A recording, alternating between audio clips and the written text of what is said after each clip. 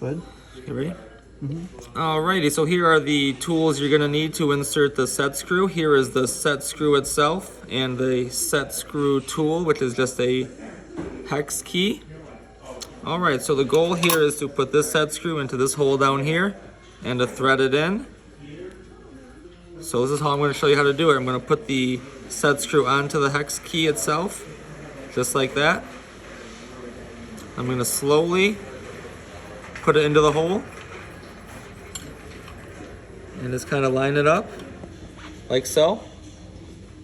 All right, once we're in this position, we want to make sure we are straight up and down and not on an angle. So we're gonna go straight up and down and just twist the hex key until we can feel it grabbing onto the threads. All right, I can feel it grabbing on. So I'm just gonna continue to tighten the set screw until it activates the cylinder. Okay, so I have the set screw in there a little bit. I'm gonna test the seat height lever to see if it's working.